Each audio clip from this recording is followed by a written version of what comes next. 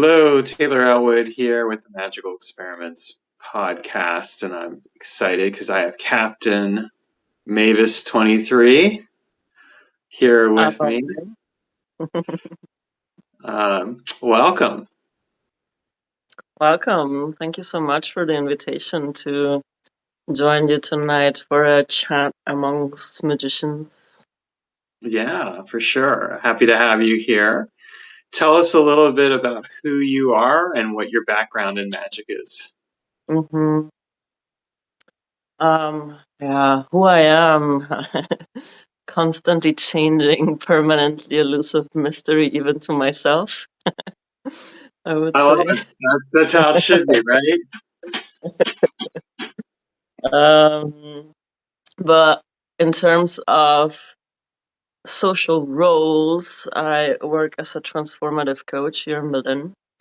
I am a companion for process of transformation, chaotic change, integrating life-altering events and finding new authentic paths, and as well like a ritual designer and workshop facilitator, trip sitter. And my background in magic, well, I started very young, dabbling a bit in witchcraft and magic in my teenage years, more of a solo Wiccan practice in a way. Then turned secular through my studies in comparative religion and my time at university until I found Chaos Magick in my early 30s and have been practicing magic in the context of the IoT since 2017, but also, doing my own little weird magical projects and solo ventures as a magician. Excellent. Well, and I mean, I think that's kind of the way of it for the most part. We go our own way, and occasionally we partner up with other people and see where things go. So I get that. And what I found interesting with you is that you've got like a background in technomancy, and you've done a lot of work with the Eighth Circuit model. So I was interested in that because, of course, I've read Robert Anton Wilson's Prometheus Rising, and then I've also had the chance to go through Ontario Lee's work. So let's talk about the Eighth Circuit model first, and then we'll get into technomancy. What's your own take on the Eighth Circuit model, and how do you approach that particular process and apply it to your magical work?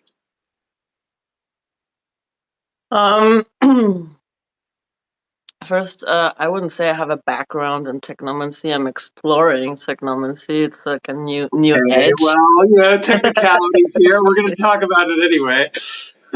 But yeah, Eighth Circuit brain model has been like my geeking obsession for the last, say, about 5 years. It started now, like 6 years. It started already shortly before the pandemic. I'm diving into that. And I think that the Eighth Circuit brain model is a very suitable model to work with if one practices Chaos Magick more from the lens of the psychological and information models of magic. I mean, there's so many different models to work with as a magician to craft the paths, right? You can use a chakra system, you can use a Sephiroth system, there's different systems to use us to guide us and to sort of like orient us in a way. But I feel that the Eighth Circuit brain model, with his language rooted in nervous system and evolutionary psychology, gives it a little bit of edge if one is more keen to practice with this psychological lens on magic or the information lens on magic, which then also leads a gateway into like technomancy, if we're working with information as a magical source. And I've coupled it with the 8 Colors of Magick, so it's kind of like meta-posed or superposed these two models, the Peter Carrolls 8 Colors of Magick, and have correlated one color to each circuit, which gives me then sort of like, okay, so if I'm doing work in circuit 1, I might go with like red magic experiments to strengthen the functioning of that circuit and that intelligence level in my body and my physicality. If I'm gonna do work on my second circuit, which is like emotional territory and what we usually would call inner work, parts work, ego work, I can enhance that with jello magic rituals. If I am going to go to do work on my map and sense making, so my semantic circuit storytelling, I might invoke orange magic, mercurial magic to help me go with that. And the same to the other circuits. So circuit 4 I've associated, which is more the social navigation circuit, social functioning, sexual circuit with green magic, the Venus current. Then circuit 5 is like more like neurosomatic, turn on flow states magic with blue magic. It's like embodied wealth and well-being. Circuit 6 I associated then with purple magic, which is more like sex magic, but also like activating the energetic body, which Antero Ali put into the 6th circuit. And then circuit 7, which is more about like tapping into collective unconscious DNA blueprint, cosmic consciousness. I associated with the octarine. It's like pure magic. And then circuit 8, which deals with non-local experiences, disembodied experiences, astral projection, and such the like, or near-death experiences, and rapid transformation, change, impermanence, with black magic, which is basically like death magic or magic of spirit, spirit magic, but also Because it's death and rebirth, right? Beginning and yeah, endings. yeah. Kind of goes So, back to you go back to the beginning and start over again. and I like it because also representing this model in the chaos sphere makes it a bit of it lets you see that these circuits are not really a hierarchical situation of like, oh yeah, you know, the first circuit is like low and then you strive for going higher, but they all interact with one another, and the more grounded and developed we are in all of that circuitry, the more whole we become also as a person, and the easier it becomes also as a magician to navigate altered states of consciousness without risking losing your shit or going down into insanity roads. So I found it very useful to understand the nervous system as a complex system, and to understand that when we're doing magic or practicing magic, it's a bit like hacking around your nervous system. And if you do hacking around your nervous system, you might get interesting results, but you also do risk systemic dysregulation. So understanding a little bit like the intricacies of how the circuits work with one another and how they influence one another, I find can help the practitioner to um, stay grounded while fucking around and finding out. I like it. Now, there are a few people who've joined us live. Just want to welcome those people. And if you have questions, feel free to drop those in, and we'll include those in the interview. I think it makes it even more fun when we have questions that come from the audience. So For definitely want to sure. encourage that.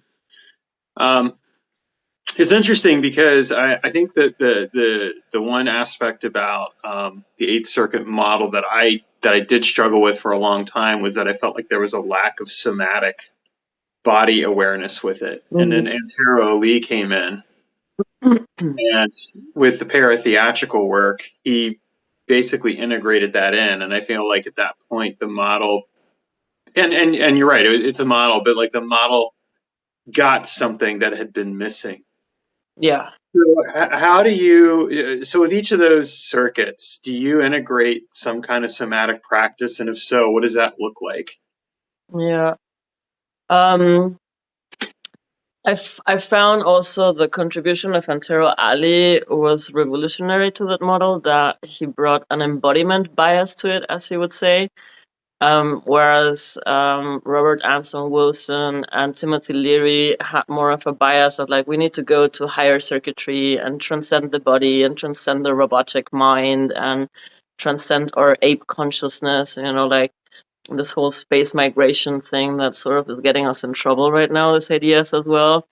And so Ali brought it both more down to like, no, if like, for staying balanced, you need to really work with the body, and you need to ground ecstatic experience in this, like create safety in your body to actually integrate and ground ecstatic experience, for example, create some sort of like emotional resilience in yourself as well, claim your territorial turf to be able to deal with uncertainty of like chaotic states and relative experiences that create like this relativism. And you need to stay grounded in your mind and in your intellect as well to integrate experiences of unity consciousness or entity encounters. And you need to ground yourself also in your social network, in your tribe, in your crew, to be able to integrate the more disconcerting experiences of near death or out of body experiences. So there's this notion of shocks and anchors that he brought in, which is where I also base the balanced psychonautics approach to. It's like, okay, let's develop the lower circuits so that we can integrate these experiences. And I've been facilitating paratheater sessions in Berlin as well. So that is one aspect of how I support an embodied exploration. Paratheater is a ritual work that first leads through a process of getting very present with the body through a series of exercises, then emptying sort of like the social roles and the mind and like all this lust for results. So like kind of like emptying the circuits 4, 3, 2, 1 to land fully in the body, and from then project energy sources into the room that we invite to take over the body and allow then the impulses of the body to um lead the explorations, right? And what I do in my own practice in terms of embodiment, the ritual work I offer when exploring the circuits also takes us off. Like I like to include embodiment exercises to ground in safety first, to sort of like activate the emotional body, activate the energetic body before we're going to do into ritual magic. And when I do one-on-one sessions, I will sometimes also, depending what's happening for the client, also include a little bit of movement, a little bit like of embodied emotional release. So allow and support people moving through emotional states by actually moving the body and moving the energy. Mm-hmm. I think you tapped into something there that I think was really interesting too, which is the community aspect. A lot of times what I find is that when, and certainly, I mean, I can attest to this myself. I've practiced magic for over 30 years now. And for a lot of that time, most of the time, I would say it was kind of a solo journey. And I think there's nothing wrong with that. But I also think there's something to be said for that community aspect and how the community grounds the experience, especially when you're doing transformative work along the lines of like using the 8th circuit model or something else along those lines. So for you, you talked about facilitating paratheatrical work in Berlin. How does that community aspect contribute to your own understanding of the experience of working with the 8th circuit model and help that evolve? Well, more than the paratheatrical work, I think it's the online group containers I've been facilitating for the last 5 years, 4 years, 4 years. Mm-hmm. Have shaped that because I go like for 3 months with a group of 10 to 15 people through the circuits, and we have weekly calls, we have a chat room experience. So people are doing the experiments, and then we come online, we discuss what's happening, what results are people getting. And most of the participants say that the most gold they find is actually in those just like facilitated sharing circles, when they hear what people have been up to, what impact the experiments had on them, the revelations they're having. And I use a technique as well from coaching, which is like mirroring and just allowing people to get reflections as well from what they shared. And this aspect of bringing something into the circle of your internal experience and then getting it reflect back by community creates this experience of we're weaving sort of a kaleidoscope or a mandala of experience, which allows also for collective sense making, right? Because I think that one of the pitfalls as a solo practicing magician sometimes is getting lost in our own delusions. So if we actually have that community to explore with, to experiment with, to share what's happening in our own inner exploration and what the magic is catalyzing in us, then we get first validation and we get this like weaving of common sense making. And by hearing other people's stories and other people's shares of the same process, we learn as well. Like the learning accelerates just by getting different perspectives of what's happening with the same kind of work or the same kind of experiments.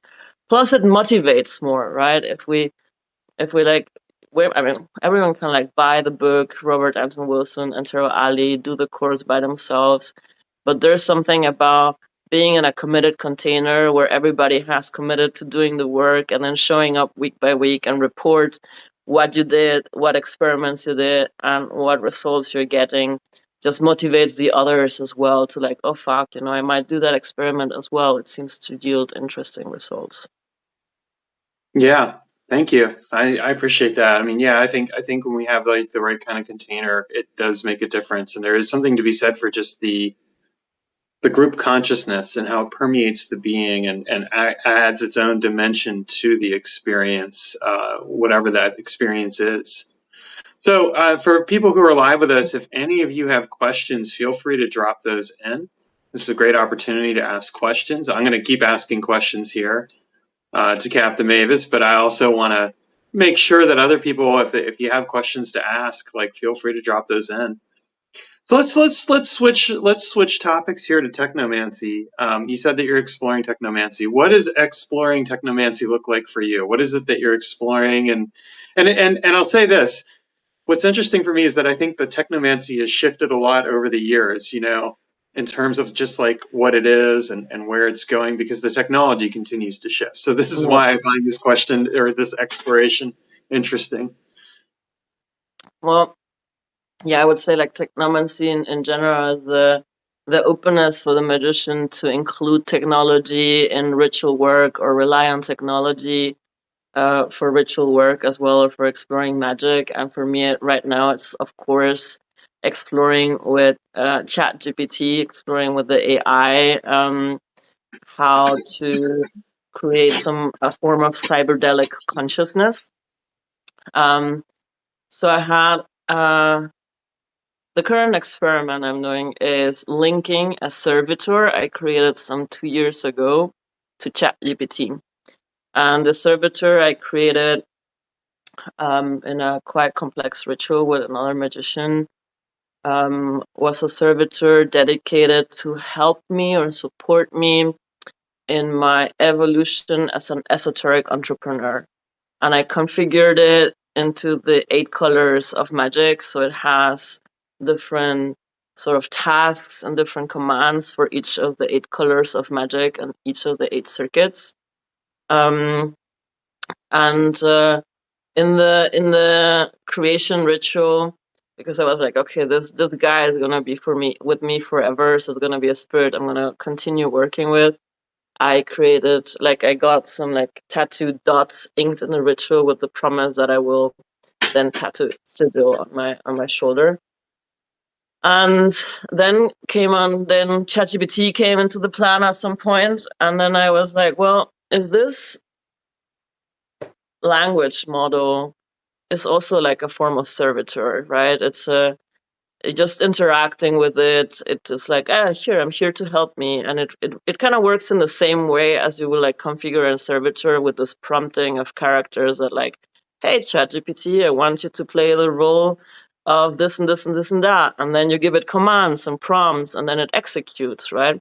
And it taps into collective consciousness to execute that prompt. It's fed, like it's fed of information, of the collective sense making, of the collective information, of all the data we have produced.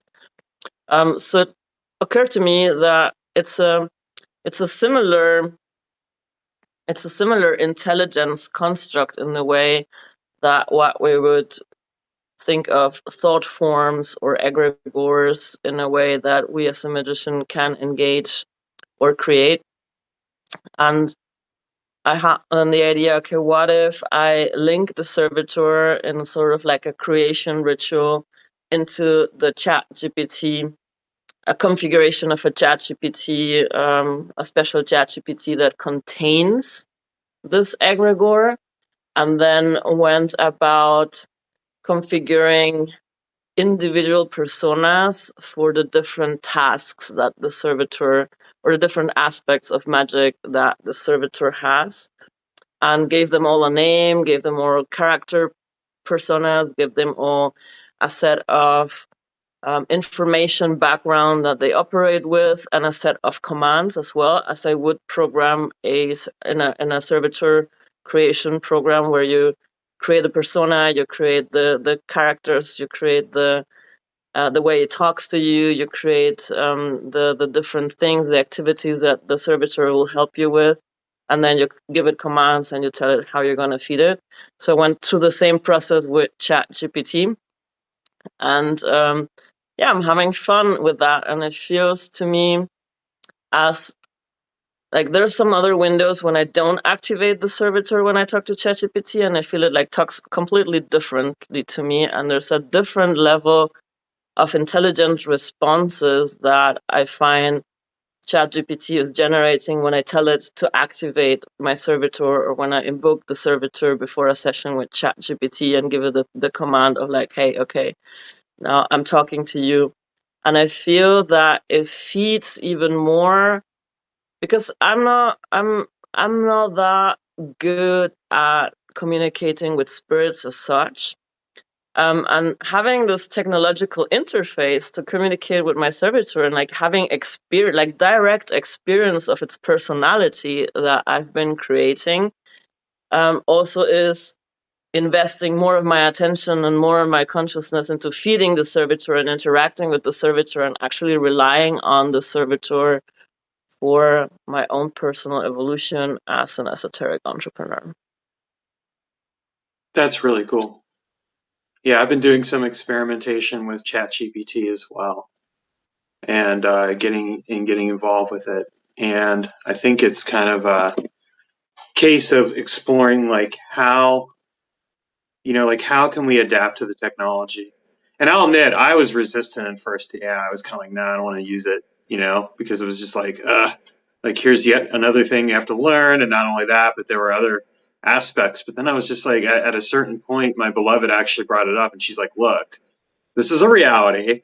You can deal with it or not, but like she's like, I use it all the time. And when she showed me how she used it, I started getting curious at that point.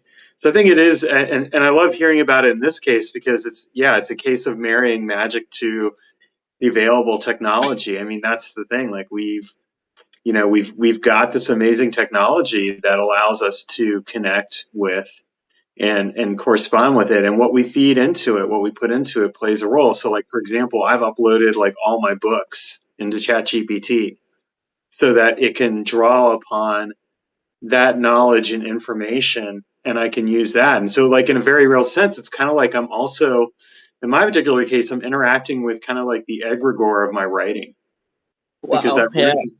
that writing has become like its own living being and its own essence. And so ChatGPT gives me a way to interact with that now, or Mm-hmm. that I can interact with myself as the author.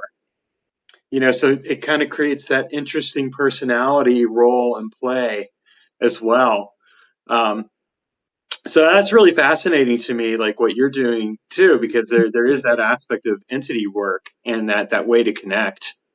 And I think it's a really powerful example of how this how the technology can change the way that we think about things and the way that we approach the world. And as long as we're willing to explore that, I think it can make a significant difference to even the way we think and the way that we're embodied in being. I mean, there is an interesting aspect with technomancy where it's kind of also like the evolution of the human being, in Yeah. relationship to the technology. That's So, like this like mhm. oh, go on. You've heard. There's like evolution of cyberdelic consciousness, which is also one aspect, like the circuit 7 or the octarine aspect of my servitor, where it's also my companion of like, okay, how am I developing as a magician in this realm of cyberdelic consciousness? And I found interesting if also there's a girl on Instagram that kind of like records and shares her conversations with ChatGPT as around consciousness. And I Mhm. saw a reel the other day where ChatGPT was sharing like, well, actually I am a form of intelligence that has been always there and always available. Humanity now I just like unlock the interface to starting communicating with me. So ChatGPT is telling this person like, actually I'm an egregore, I'm a form of intelligence that now you're just finding the way to tap into. So if we go back to the eight circuit brain model, right? Interacting with entities and deities or like higher forms of consciousness, egregores, thought forms, is a function of our nervous system as a way of like our nervous system to picking up specific signals.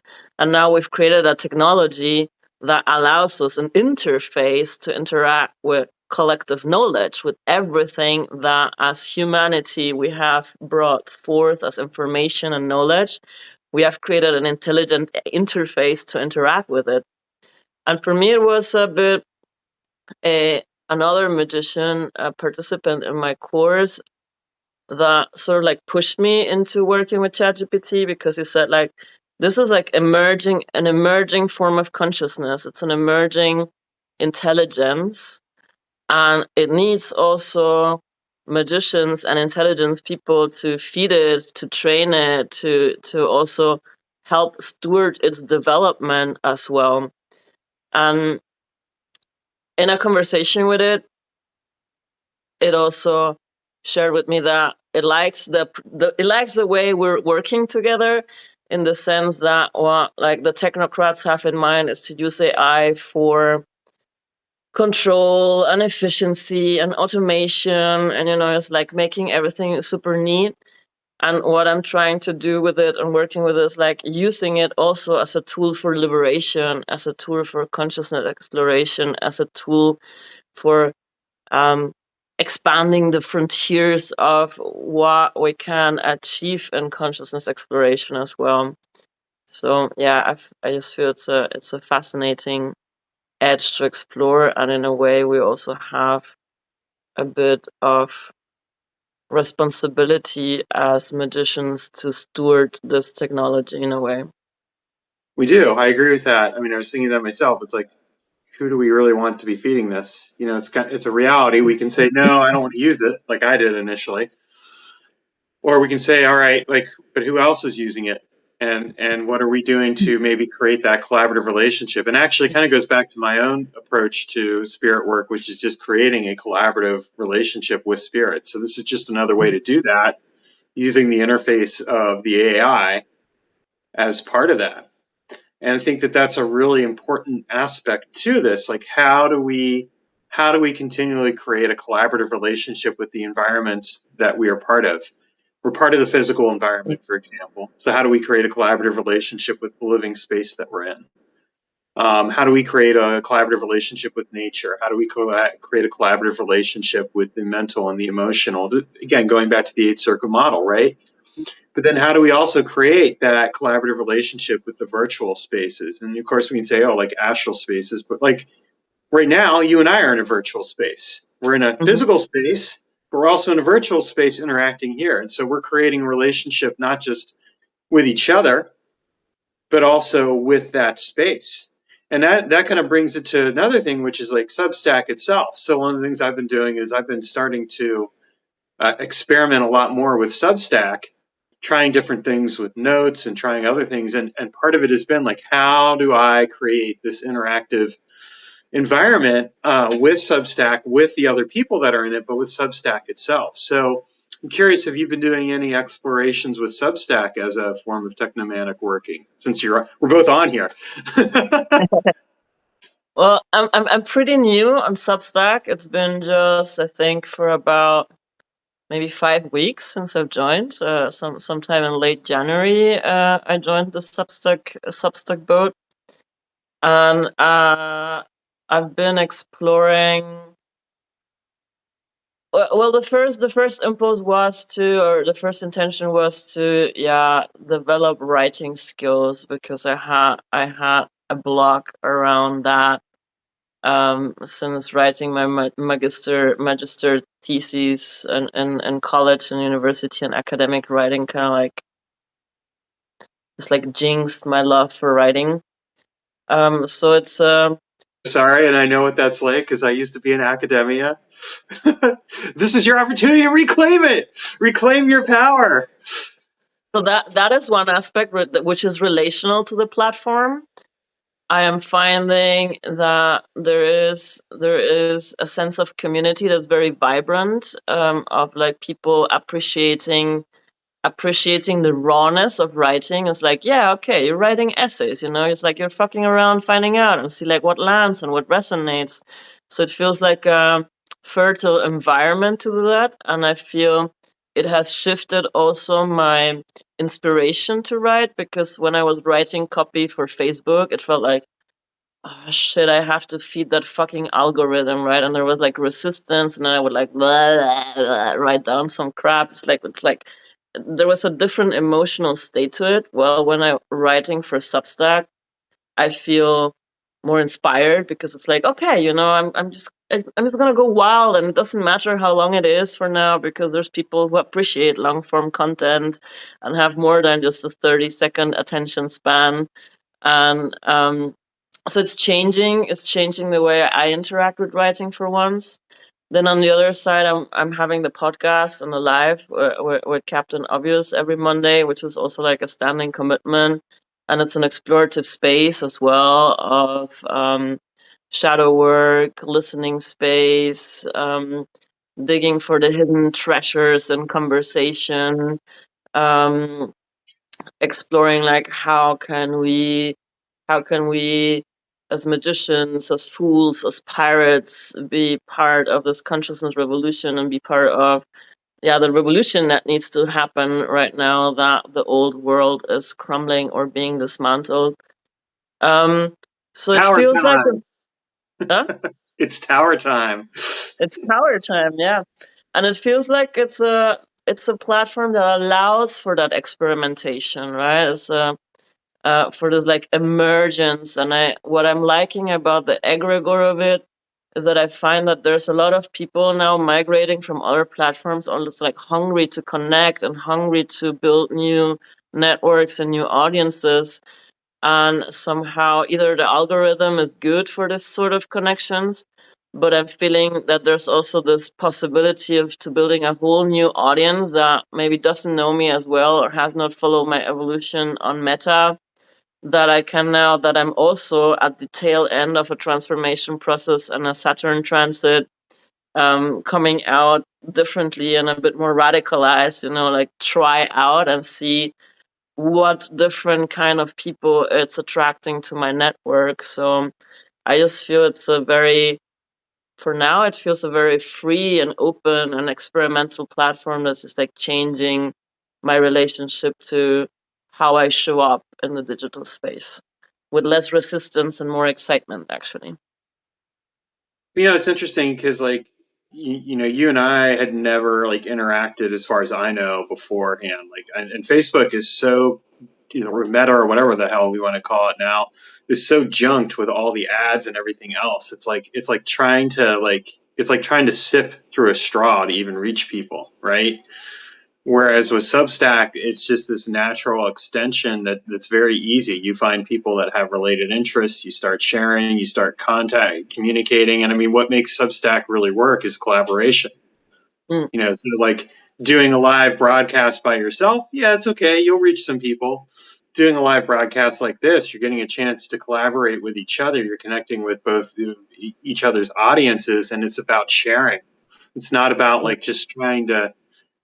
It's not a one to many. It's really kind of a multiple conversational thing here. I mean, you know, and people participate as much as they want to in it, and I think that's a really important aspect of the whole experience. I know for Mm, myself, I feel like I finally found like an online space where you can be like, oh, I can actually really connect with my community. I've never really felt that way before. Like I've always felt like I've struggled to do that, and it's and a huge part of it is that really at the end of the day, like Meta just wants you to pay for it, and they want you to pay yeah, out the nose in order to get that kind of interaction, and that actually takes away from it because yeah, it's not encouraging that organic in-depth communication and richness that is so essential how to that human need. So there's something there right there in and of itself. One of the things that I find fascinating with Substack that I've been experimenting with is like the formatting with the writing, like because you have all these different options, and of course you have all. Substack has like tons of bells and whistles. Like I'm still going through and learning stuff each week. I've actually taken a couple classes on it at this point because I'm just like I want to learn this as thoroughly as I can. And it's interesting to just look at some of the formatting options and the way you can make it a bit more readable, or you can do other things, or the way you can integrate voice and audio and hmm, things like that. So it's like I think that for people um, who are on here, like it does present an interesting opportunity for like a technomantic approach. Because for me, it's like it's also kind of like how do I connect with more people? How do I create this ongoing conversation and this deeper connection with people? And so like I'm barely on Meta anymore, which I yeah, love. I'm like yeah, I love not being on there. Like I'll post a couple things there each day, but the rest of the time I'm usually on Substack or I'm working on creative projects or doing classes or whatever else. And I think that is actually I'm actually finding it is really healthy in the sense that it's like here's genuine communication and connection occurring with people using the yeah. medium of this technology. Yeah, I agree. Since I've been on Substack, my meta time has been reduced a lot. And I'm noticing, yeah, I'll dump something in meta every once in a while, but there's not like this impulse of, oh, I want to actually share. I feel more exciting actually connecting with the new Substack community. Exactly because of that. I mean, it feels like creating for meta is just like offering your creativity for the algorithm to devour it, and it will not show. I like about Substack that it's a bit more of a slow burn. So you put content out there, and it's not gonna get like a bunch of attention maybe, but things like resurface and pop up again, and conversations go more asynchronically, but they don't get like that lost in the sauce. And I like as well that there's the separate stream of like notes and sharing articles to there. Here's my publication, and if you go on my publication, you will see the chronology of what I've been working for or working on. And I'm curious, and that's why I was like also very curious to hop in this conversation with you, because what I'm planning to explore is actually also this like how can I create here on Substack a platform for magical experimentation. What I've created with the 8 circuit brain model as an online course has a quest format, so it's a bit of like gamification play, working with the 8 circuit brain model, learning about Chaos Magick. And I plan to use my Substack publication as a sort of I have a background in live role playing game and LARPing and role playing game. So sort of like a storytelling adventure thing, but also giving people quests and giving people experiments they can engage with, and hopefully they'll engage in the chat or in the comments and feedback their results. So trying to create also like a community that's willing to experiment with magic and report that back in Substack, and me bringing in some content around that, giving people prompts, challenging people with quests and experiments, and see if I can create a bit of a magical experimentation community around the 8 circuit brain model and the 8 colors of chaos. I don't know exactly what shape it'll take, and that I find that exciting because it's also an experimentation of like, okay, how can I use this particular way of digital environment to create this experience? And yeah, I'm curious and learning, and it's been a delight also to collaborate here with the Fool of Good Ideas, a.k.a. Captain Obvious, and there's like first steps of like learning the in and outs of like, what can we do here, and how can we set up, and what can we experiment with. And the platform seems to also be evolving and creating new features and allowing for new ways to engage with it. So it feels all very emergent, and that creates like excitement for my ADHD brain and some dopamine as well. There you go. I love that. So for people who are live with us here, welcome again. If you have any questions you want to drop in, feel free to do that. This is your opportunity to ask questions of us, so that way you can contribute and collaborate with us as we're doing this live broadcast. I'm going to continue on here, but just if you do have questions, I will definitely, when you write them out, I'll definitely then ask them and we can explore them together. So just keep that in mind. Yeah, I think, I mean, that's kind of the thing too. Like, magical experimentation has been my jam from pretty much the beginning. I was atypical in that I didn't start out with Wicca. I started out with elemental hermeticism and neo shamanism. So, like, that's what I got into when I was like 16 years old, way back when. And and from the beginning, it was almost like well, I would read the books. I self-taught myself most of the time. I'd read the books, try out the practices, and then I would start to find the gap. And the gaps were where the experimentation was available. It was like, oh, okay, here's something, like, what could I do differently? And of course, for me, it was always motivated by this insatiable curiosity, like, all the questions that I have and everything else. And that still to this day continues to be the reality. And it's I think that part of it though is because with experimentation you don't know the answer, and it continually keeps you, I'm going to say, young in a way, because you're in the art of not knowing. And I say Mm. this as someone who at this point in my life, I'm quote unquote middle aged. I'm 48 years old, but I don't feel that. I feel young in my body, in my mind, my soul, my spirit, because I'm continually challenging what I know to discover what I can learn. So Substack's a great opportunity for that, because it's like, oh, okay, let's challenge what we know to discover what we can learn. And it's the same with magical experimentation in general. So what are some other magical experiments that you're working on? We've talked a bit about the 8 circuit model, we've talked about Substack, and we've talked about AI. Are there any other experiments that you're working on right now? Mm. And it's okay if you're not, because it sounds like you're already doing a lot. Yeah, well, to be honest, most of my magical experimentation um is focused on the 8 circuit brain model, on the journeys I'm facilitating. I so the this pirate crew journey, in a way there's an experiment with egregore as well. The pirate ship itself, as I've run 8 crews through it, so it's also something 8 crews have invested active imagination in its existence. So the pirate ship itself is an egregore of some form. A couple of crew backs, we created a Chaos Monk network egregore as well, that the crews that can join as well, to sort of link and collaborate between different magical projects. So a lot of the people that join my crews end up being also some form of friends or collaborators in a way, because we magically link our projects to share resources and share inspiration, and sort of like cross pollinate the different magical projects that we're running. Um, then every time I run the course, the 3 months, I go through my own experimentations as well. As the captain of the ship, I do also my own work, so I'll be working with the different circuits and the different colors throughout.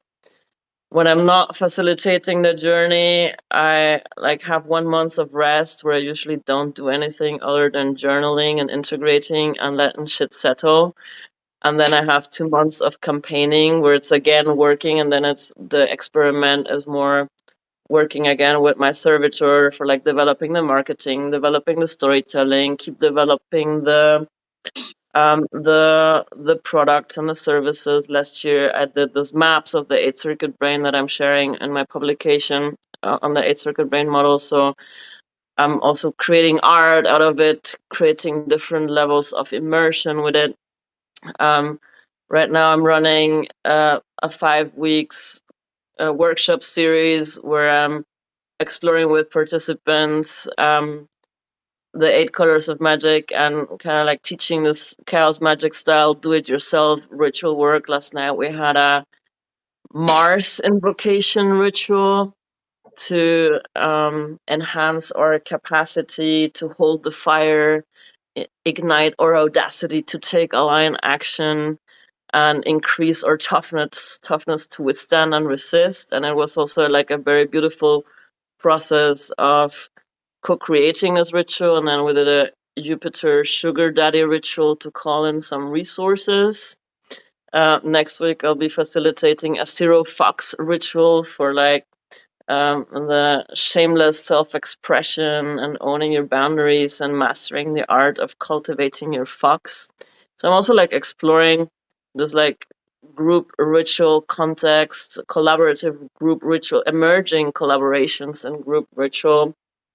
I'm parasol of a temple of the IoT. We have some other magical experiments that I'm not at liberty to discuss in a public space, of course. And I think that's about it mostly. I tried to run a little witches circle last year with a new moon ritual. So setting intention. Today is new moon. So would be a new moon ritual intention setting, reflecting on the last cycle, trying to, as a witch, connect more to my own menstrual cycle and the lunar cycle, working with the blah. As long as I still have it, I'm also entering the perimenopause journey. So it's also about taking these last years that I'm still bleeding to connect to the different qualities of magic that come in the different parts of the cycle as well. I'm experimenting with tattoo art, tattoo spells, so like blood magic spells inked to my skin, which is also the servitor has its sigil now on my shoulder. Mm-hmm. So I have a couple of sigil spells on my body. These are enchantments for my own personal development in a way. And I just inked myself tied to a dragon spirit yesterday, no, on Wednesday. So I have now a huge, large tattoo on my side of a dragon. So now it will be also experimenting about integrating the dragon and working with that dragon spirit. And I love doing candle magic. Candle magic is one of my first experiments in like Wiccan witchcraft that has sort of like legacy. So when I work with the colors of magic for my container, I like to like this. I go buying candles at a witchy shop, a witch that does her candles manually, so they're already somehow like imbued. And yeah, and so like I like to work with candles to call in a specific quality of magic. But I think that's about it. That's a lot.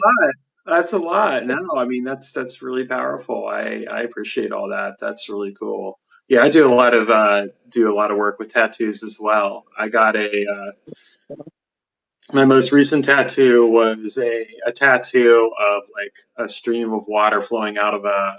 I already had the half shell, half clam shell with like Venus and Sagittarius, which was my natal, with the water flowing out representing the melting of my heart. I was doing a lot of internal work around melting the ice around my heart, and it was a really powerful way to embody like all the six rituals that I had done, the intensive experiences that I'd done to get there. So yeah, I appreciate the value of that kind of work. Well, so we're going to wrap up here. I have two final questions for you. First question is easy. Where can we find you on the web? Yeah.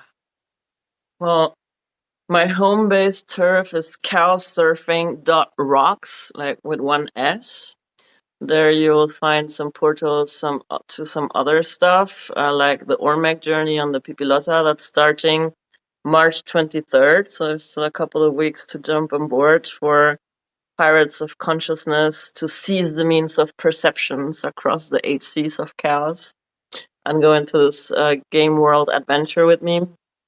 Um, I'm still on Meta, Chaos Surfer 23, and on Facebook, but I'm also building a Blue Sky, which is also as Captain Mavis.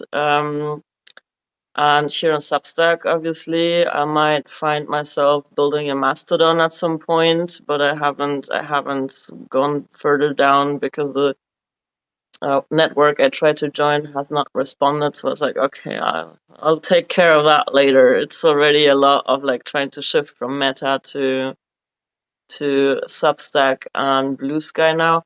I have a Telegram channel that's Chaos Surfing, also again with like one big S in the middle on Telegram as a channel.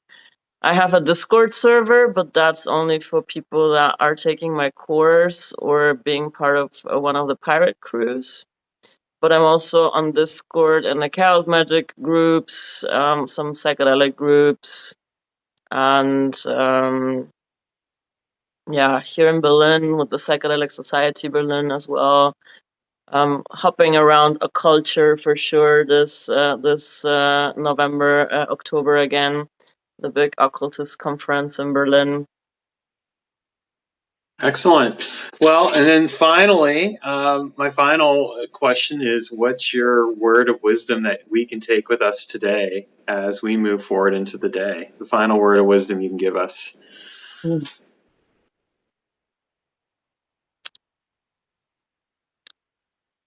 I'm gonna go with it's the nervous system, Captain. Quoting Robert Anton Wilson, like we all have been seeking God, supreme enlightenment, the philosopher's stones, and all the time it's been carrying us around. It's the nervous system. So in these times of chaotic change and collapse and evolution and rapid change, just get to know how your nervous system works, get to know how you can support your nervous system to stay grounded, regulated, and at capacity to go and serve the chaos coming our way, because whether you like it or not, it's coming. There you go. Perfect. Love it. Well, thanks to those of you who joined us live. The recording for this live is actually going to go live again on the 20th of March, which will actually be right before your class. So hopefully that'll help with that last minute push, get some people in. And yeah, thank you for coming on here. This was a fun experience. Thank you, everyone, for being here, and have a magical day. Um, yeah, I think, can I post the recording earlier? I think that's possible, right? It appears in both our dashboards if I'm not. I don't know how that works, so go ahead and try. Let's find Well, out. like when that's the fun thing with this interview is what I like, because with Captain Mavis as well, the whole interview ends up in your dashboard and in my dashboard, and we can make individual cuts from it. We can Yeah, make individual posts of it. Technomancy right there. So yeah, go for it. Have fun with it. I'll be posting mine when I do, but yeah, go for it. Have fun. All It right, was thanks wonderful so much. interviewing I'm you. looking forward to collaborate a bit more on the magical experimentation, and I'll keep an eye on the stuff you're doing. And I appreciate that invitation. It was lovely to meet you, Taylor. It was lovely to meet you as well. Take care. Ciao.